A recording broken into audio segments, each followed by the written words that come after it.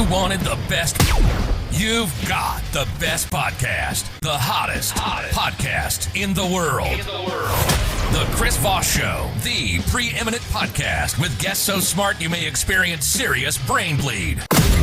Get ready. Strap yourself in. Keep your hands, arms, and legs inside the vehicle at all times, because you're about to go on a monster education roller coaster with your brain. Now, here's your host, Chris Voss. Hi, folks. Chris Voss here for the ChrisVossShow.com, the ChrisVossShow.com. Hey, we're coming here with the Intergate Podcast. We certainly appreciate you tuning in. Thanks for being here. Be sure to go to YouTube.com/Chris Voss. Hit the bell notification button. Go to Goodreads.com/Chris Voss. All of our groups on Facebook, LinkedIn, Twitter, Instagram, TikTok, and all those wonderful places where you can find out so much more about everything that is going on. Today, we have an amazing author on the show. It's his first book that he's put out. It's coming out August 3rd, 2021. You can take and pre-order this baby so you can be the first one on your block to see or read it. Thumb your nose to the old book club there and be like, I read it first. And beat it to the movies too as well. There you go. Go Where There Is No Path. Stories of hustle, grit, scholarship, and faith. The book is from the author Christopher Gray. He'll be joining with us today to talk about this amazing book. He is the CEO and founder of the mobile app and website Scholarly, a tool that helps prospective college students find scholarships. Gray is a regular contributor to Forbes.com, a member of the American Program Bureau, and is designated U.S. Embassy Speaker. Right. There's going to be some edits on this, baby. Contributor to Forbes.com, a member of the American Program Bureau, and is a designated U.S. Embassy Speaker for the U.S. State Department. He has spoken at events such as Obama Foundation's My Brother's Keeper Summit, Steve Harvey's Disney Dreamers Academy, and others. Welcome to the show, Christopher. How are you? I'm doing great. Thank you. It's wonderful to have you on. Give us your plugs so people can find you on the interweb so we can see you there. Yeah. You can check out my company, Scholarly, at myscholarly.com. And my book, Go Where There's No Path, comes out next Tuesday, August 3rd. And you can order a copy on Amazon or Barnes & Noble or Walmart, etc. So. Wherever fine books are sold, go check it out. Scholarly. Christopher, it's wonderful to have you on the show. What motivated you on to write this book? I think that my journey, like growing up to winning a scholarship to go to college, to starting a company while I was a student. I don't advise trying to go to school full time and run a company full time, and getting on Shark Tank and getting Scholarly where it is today. It's really a story that I really wanted to tell. And I think that there are a lot of young people who come from non-traditional background, underserved communities, or just young, and they just don't know, and they just don't have a path. They think that they have insurmountable odds, whether that be financial hardship.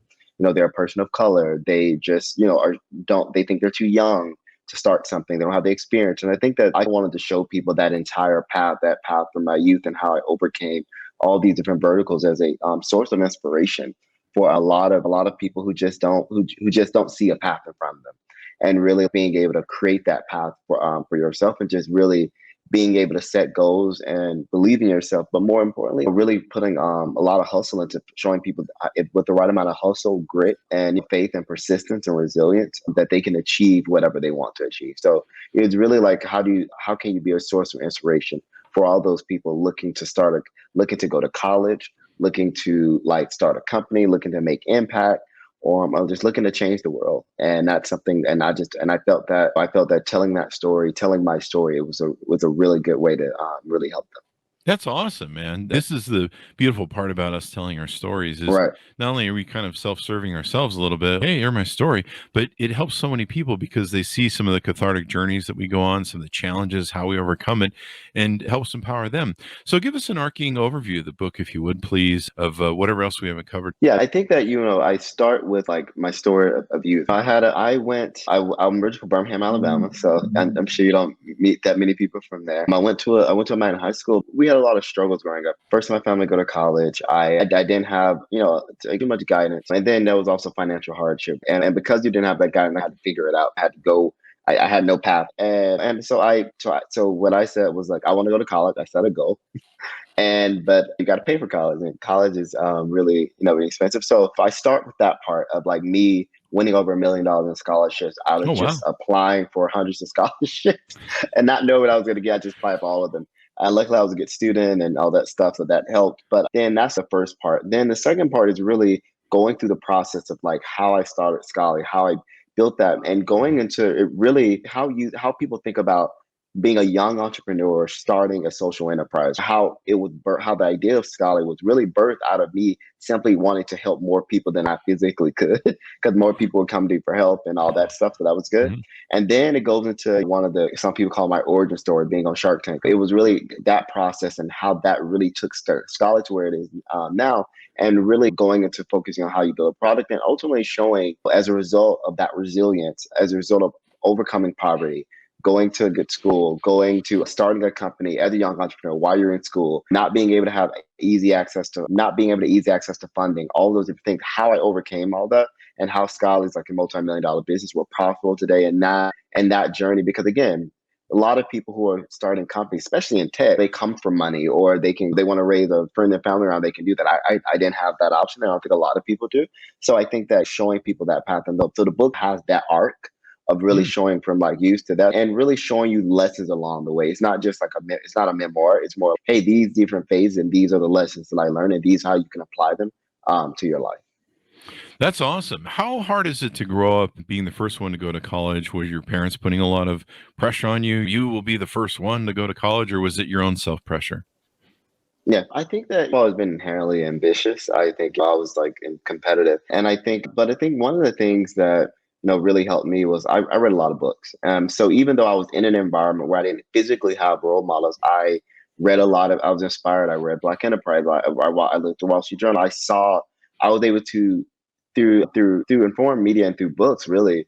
I was able to really see a world outside of my world, and that was inspiring. And I knew that college was the first step, because what people think that when you're dealing with poverty or not in a great environment, they think, oh, writing a check is really the answer. It's really, you have to physically get out of that environment. And I think, and that was really college. I was able to go to Philadelphia with Drexel, and that was really there. So I think that motivation, seeing what people achieve and seeing college as being that first step, was really important to me. And in college, it wasn't just for me, okay, just getting a degree. It's the network I was able to build. I was suddenly exposed to new things. My roommate's dad was like a millionaire. My first semester in college, like I'm like engaging with people who are wealthy, who are powerful, that I just didn't, that was just new to me. And I was able to immerse myself in that world and really thrive, and so suddenly, and this is, all these things I wasn't able to do. I wasn't a person. I wasn't able to be back in the environment where I came up. Now all those abilities are manifest, because I feel that something I talk about in the book is that a lot of people who come from like underserved communities or inner cities, whatever, you are talented. You're just not in the right environment where those talents can manifest or be nurtured. So I suddenly saw going to college was not just getting a degree, not getting education. It gave me access to a network and the resources where my intelligence, persistence, and entrepreneurial abilities were able to manifest and be nurtured. And that's kind of how I ended up starting the company. So. Wow, that's freaking awesome. So how soon after college or during college did you start the? I started working on it my junior year of Mhm. college.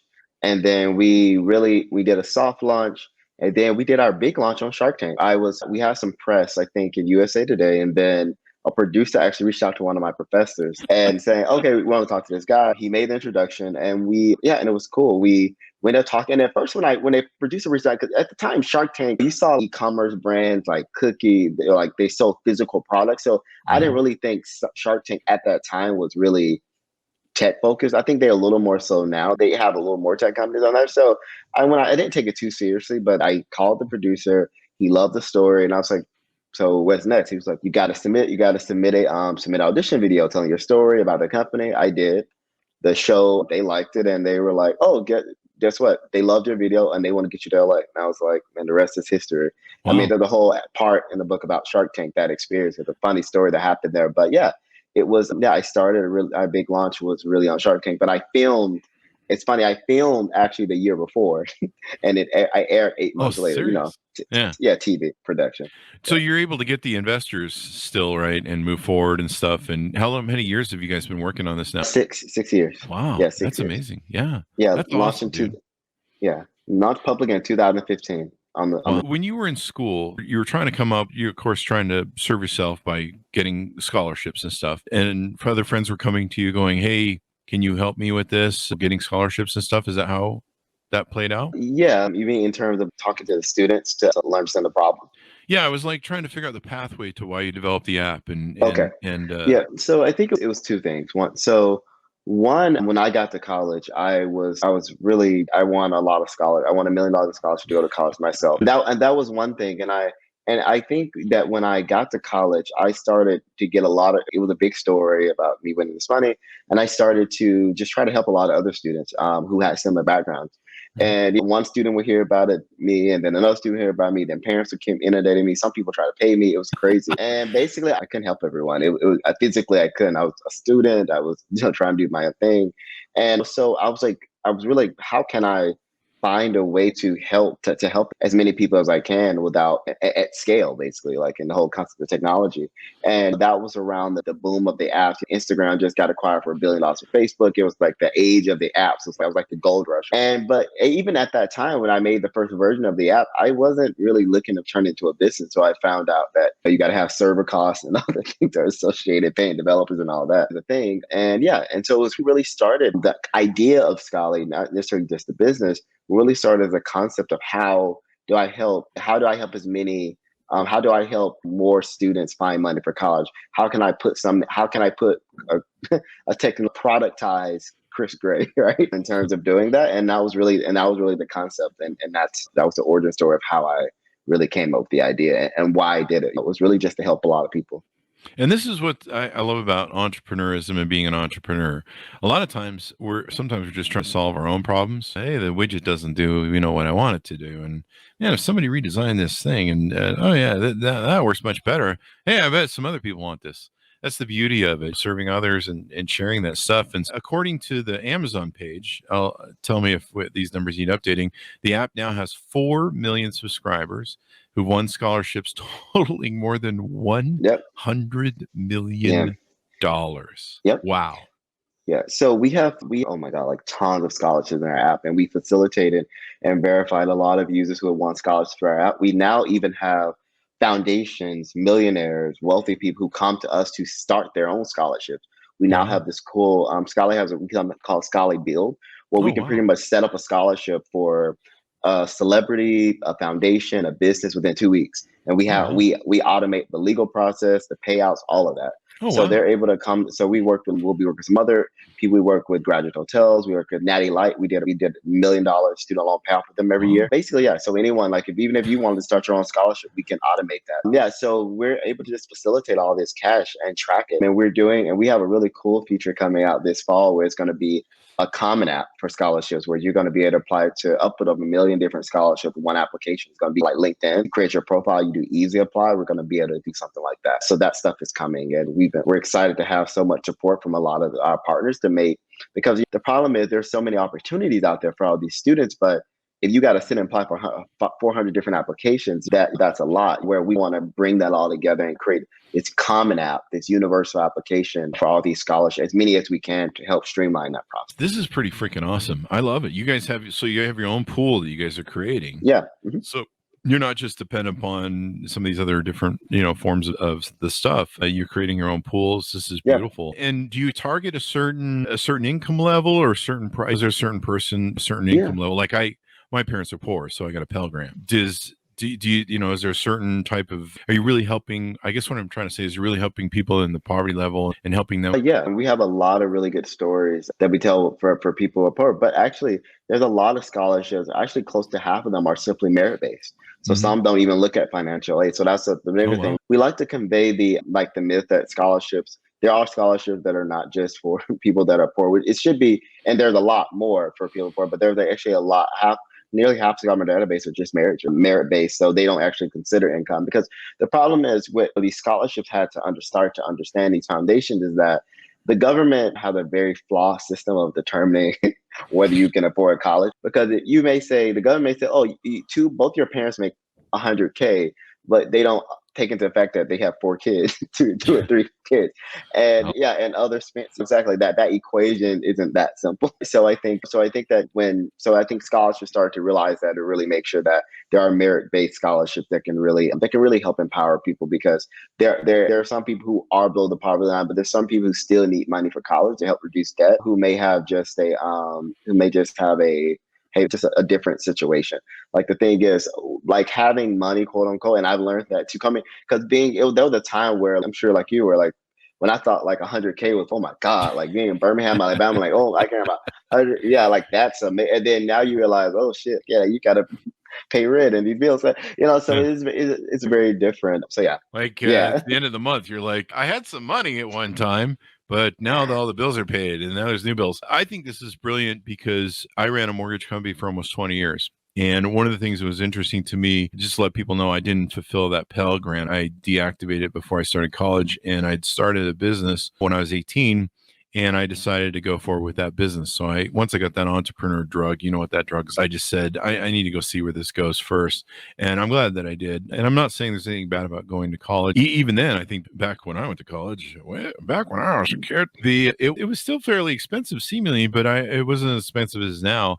You talk in the book about the crisis of college affordability. But one of the things I was leading into was I owned a mortgage company for nearly 20 years, and I would see the applications from people. And a mortgage loan is basically a P&L and a balance sheet for a company as a person, if you will. Yeah. And so I would see people that they would be paying these extraordinary loans from college, and it was like indentured servitude. You could see that the way some people had made really bad choices of what jobs they wanted to go into based upon their emotions, but their logic on what they had spent was, if they were like, say, for instance, a psychologist or social person, they were going to be on this ride for like 20 years. I met people that were like pharmacists and lower level doctor's assistants that they still were like 10 to 12 years in the hole. And after they paid out their loans, they're almost making minimum wage, yet they were like doctors and Yep. pharmacists. And I was like, holy crap. And this is horrible for people like yourself. I grew up in poverty. We had the welfare in the fridge, but this is horrible because you finally rise from poverty. You get free of all this stuff, and then you're back in the hole again. If you'd like to just talk about that in your book and how you address that. Yeah, so I think that one of the things that that we address is like really helping people like understanding how part of our start at Scholar to really help people understand there is a lot of money out there for them. And one of the things what you talked about, the whole student debt crisis, it is a thing. I know people, they computer science degrees making good money, but their student loans are 2,800 because they didn't even know any scholarships existed. They didn't know that certain opportunities were available. And recently we actually, to that point, what you just described, Scholly actually have a product called Scholly Payoffs. You can see it on our website. We basically, so it's for people who graduated with student debt. So what we are able to do is that if you are a person that's having financial, we're actually able to auto enroll you into a student loan plan that will actually match your income. So Oh, what wow. happens is, yes. So a lot of the federal government actually has a lot of income-based repayment, different forms of them that you can auto enroll into. So basically, rather than you paying $2,600 a month, making 100K, they'll actually bring it down to match your income if you don't have a job. And a lot of Oh, people don't know that. But of course, the government doesn't want you to know. Yeah, you're saying because you would think that people would know that, but they don't want you to know that because they want people to pay the payments. But yeah, we're able to match your income, and we're able to, and it's just 6 months. It's generally a long process. So we're able to auto enroll you pretty quickly. So that's something we're proud of. So we yeah. definitely evolve beyond scholarships, but I think helping people understand that everyone has definitely a unique situation. And what we try to help people understand is that, yeah, like student loans are definitely like a Faustian bargain. It's like, oh, hey, it's kind of, if you pay for college, then you graduate, then, oh, sorry, yeah, you're going to be paying this off the rest of your life. And interest incurs like every single day. So it's very, really interesting. So my advice to people then, and I talk about it really in the book, is that when you graduate, everyone's not going to start a company. Everyone's going to do that. So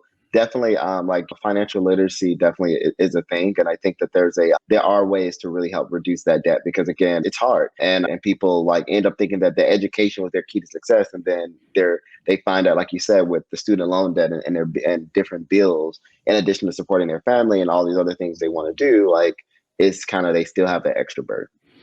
Awesome. That is great, man. That probably would help a lot of people getting COVID because a lot of people lost their jobs. You tell a story in the book about your, let's see, I think I lost track of it. Your great grandmother, I think it was. And there it is. Great grandmother taught him to tap resources to make a way that there is no way. Can you tell us a little about her? She's out. So she passed actually sorry. a few years ago. So that's what. So I think that so she passed a few years ago. I think that when she didn't go to college. She did the best she could, and I think that what I loved about her is what she symbolized. Despite all those things, she was born 1929, the same. So that the world was very different, especially with people of color back then. So it wasn't like insurmountable. What we consider insurmountable barriers today, it pales into comparison to what she experienced with insurmountable barrier. Like literally, it wasn't like, okay, at least I pride myself in saying, hey, I had the option to go to college. I had the option to do certain things that she didn't. So I think being able to have a house, like take care of all your children, your grandkids, being able to, and having this endless work ethic. She just never stopped working. I don't know how she like that kind of work ethic came from, just like to never stop, whether it's like cooking, whether going to work, trying to make money, like, and taking care of all these different people. Like that work ethic was just endless. No one can ever call Thelma Gray lazy. So Probably wouldn't want to either. She'd probably go after him with the roller. Yeah. So I think, amongst other things, but my grandmother would. So I think that endless work ethic, that ability to make a way where there's no way, to make sure food is on the table, no matter how little it is, to make sure that you can take care. I mean, to make sure that you took your circumstances and made the best out of what you could. I think that symbolism, I think that work ethic, that persistence is actually, it's I think really what she embodied. And I hold that with me today. And she's the only person in my family that has my brown hair and my skin complexion. So that was also really interesting. And I also dedicated, my book was partly dedicated to her as well. That's awesome. Did you get to see your success then? Yeah, so it was really, I'm trying not to get emotional, but I think, she did. That she all like up to Shark Tank was 2015. So they saw all of that. What was really interesting, actually, the 3 months after she died, was that I met Oprah literally, like, I was introduced to Oprah like sitting on her rug. She's always on the big screen TV. I used to hate it because I used to want to watch cartoons, and I was like 16, like we were like after school, like she's turning on Oprah right before Dragon Ball Z is coming on, or something else, or some anime or whatever. And so I didn't really like it, but that was my big introduction to Oprah. And she loved Oprah, like she loved it. She just loved Oprah. That was her obsession. So actually, a few months after she died, I actually was honored as one of Oprah's Super Soul 100. It was her list of favorite people. So I flew out to LA and I met Oprah. I took a picture with awesome, Oprah, dude. And we met, and we're honored on her website and everything. And I was there in the same table with Zendaya, like Sophia Bush, like Jesse Williams, Shonda Rhimes. Everybody was there. It was really it was a very good group. And I met Oprah, and I just felt that was a full circle moment. A very sad year, but I think on a spiritual level, that happening that year was just like, how does that happen? It felt like that's like a manifestation, a full circle moment of really like something that she really values, something that I was introduced to her. But I honestly wish she would have like saw it, because I probably could have. She probably couldn't FaceTime. I probably would have found a way to call while my phone said, can you just talk to my grandma or something like that? My great grandma. Yeah, it'd been great. But I think that I'm sure she's smart. I'm sure in heaven she's excited. I always look at it this way. I think that coming from these sort of environments, it's a weird journey, but I understand, and I think you find solace that anybody, whether your ancestor, whether they died before these senior citizens, that you are their happiness, you are their legacy, and your success is your success is the best way you can honor them, because you proved that they raised you, and that all their efforts to take care of you were really, and doing the best they can was really worth it. Yeah, and she probably always knew you were going to be successful. I know some great grandmas like that.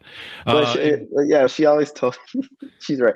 So I didn't like doing like hard labor. I didn't like cutting grass or anything like that. But she always said, "Baby," she said, "You better be good. You book smart," because she said, but I didn't want to do. I hated like hard art. And she still made me do it, but like I am book smart. She said, "Baby, you good? You're book smart." She said, "You ain't gonna be able he's going to hire somebody there. He's not going to do it. Yeah. So I'm book smart. Well, I that's was able good. to do That's that. good that she inspired you and led you Right. and had a vision for Yeah. you to become something better. Another thing you talk about in the book is how to run a multi-million-dollar company and using hood wisdom with top business school education. Tell us a little bit about what that's, and this is probably really important for people to learn too that want to run startups and Yeah. businesses. Yeah. I think that there's a level. I think that something I was always able to. I've been able to see. I like Scally. Like we made our first million when I was like 24, 24. So just Wow. imagine running a company. When we got our first, and this is a start. We got an investment from Steve Cates, founder of AOL. We got an investment from Kevin Plank, CEO of Under Armour, and that kind of pressure and being in that space was cool. But the thing is, I think that something I noticed that was a difference between me and a lot of my peers who are raising money in tech or starting companies is that there's a level of persistence and grit and resilience of that is necessary running a company that I had more of than I think some they did because they had more privileged background. So when their company didn't take off like immediately and they didn't raise $10 million or get 20 million revenue in less than 6 months, like Facebook or something like that, they quit because they didn't have that persistence. And I think Scala, anytime, like we're up and up, we're in this hyper growth mode right now, but there were downs and we have those ups and downs and you keep persisting. So I think that tenacity of going through so much when you're younger, like being able to overcome that, it really developed those muscles, that resilience, that grit that really carried over to entrepreneurship because entrepreneurship is a journey and it's a high level of risk, but it's a journey that a lot of people want it to be like this kind of like hockey stick curve, but it's really like this. It's a zigzag. Then it's a big payoff at the end, right? Like if you look at Jeff Bezos, he's the richest man in the world. Like Amazon was started at a bookstore and in his garage, whatever it was, and look where he is now. Elon Musk, like people told him Tesla was crazy, like for years and years, and look what happened. So I think that it is a journey, but it's the payoff is always at the end. Yeah. But that's good, and I think that what I tell people, I love being a young entrepreneur, but sometimes I hate it because I think that you're learning how to run a company and run a company at the same time. So you're learning in real time. I have executives and stuff like that who are obviously much older than me. So it's a lot. It's a lot of people manage. It's a lot, but I do think that I do think that it is grateful. But I think that the days just get crazy, and I think that I just tell like young entrepreneurs or just entrepreneurs in general, the entrepreneurship is a grind. It's a journey. Please don't just read TechCrunch and just see all these exits. This company sold this much or that, and that's the end game. Or you want some sort of liquidity event. However, like it's a journey to get there, and sometimes when a lot of people are driven by the media, their perception of success comes through the media. They tend not to understand that the media does not necessarily reflect reality, or what happened behind the scenes before that person got there. Yeah, it's a challenge. It's just I started my first company when I was 18, and it's a hell of a road. And looking back at 53 now, and all the companies that I owned and all the stuff I did, it's extraordinary. There's so many of them. I've been writing my book and about some of them, and like half of my stories are forgotten. I'll be telling somebody something. I'll be like, oh yeah, hey, we need to put that one story in the book. That's happened like 50 times now, and the journey is just amazing that you go on. There's nothing like it. Yeah. It's rewarding, and you learn so much, and that's why a lot of times people say your second company is always like the best one, or second or third, because you learn so much that first ride. You learn so much about yourself. You learn how the mechanics of running a company, who to hire, wrong hires. That experience, it just helps mitigate so many mistakes that you would have made the second time, and it's just good. It's a lot of journeys, and I look forward to just at some point Sally's gonna exit, and I look forward to being able to do some other things too. Yeah, and in the case of Jeff Bezos, the payoff is you get to fly into space on a giant phallic symbol rocket. Let's see. Your book begins with a quote from The Dark Knight Rises. Tell us about how Batman influenced you as a child. That's a really interesting story. So Batman as much is not as like Bruce Wayne. So I was fascinated by entrepreneurship when I was young, and one of my first introductions was this billionaire Bruce Wayne on TV. Batman used to come on Cartoon Network. It was like one of the first older ones, and I was always fascinated by this person, even though he's from a wealthy family and all that. But I was really fascinated about this concept of this ordinary person using what he had, like technology and the resources he had to be able to, and didn't have superpowers or anything, which I accept, which like versus like a Superman who was just born like being able to be faster than a speeding bullet, like having to go through something and also go through something and build something like, and build his own version of yourself, your own superhero to be able to help people, I think was really compelling and relatable in a symbolic way. And also just like Bruce Wayne, he was really cool. He was cool, like doing like, especially in the movies and stuff like that. But even as a child, the cartoon was really influential for me. It was really fun. But yeah, but I saw that. I like that. I like the idea. And honestly, like that's kind of my goal. So my end game, like it is to make an impact.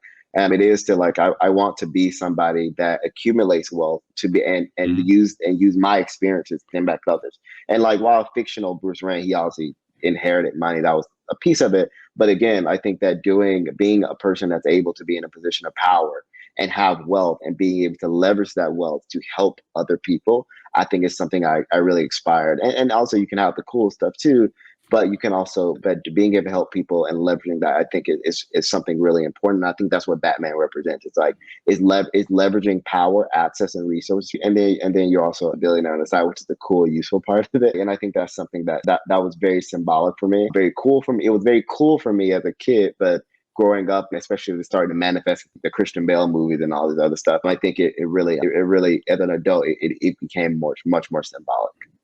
So I was going to put you on the spot and say, is Christian Bale the best Batman in your opinion? So far, yeah. I think that I don't because I don't know. Judges, do we have the answer on that? That is correct, according to our judges. So. Yeah. Christian Bale. He's great. He's an exceptional actor. I don't know about the new guy. I don't know. But definitely, I didn't want to see Batman turned into what was that vampire thing? The Twilight series. I was that's the Twilight guy is doing Robert Pattinson. I think they keep switching the characters because now Ben Affleck he said he wasn't going to be Batman anymore, and then now he is going to be Batman again.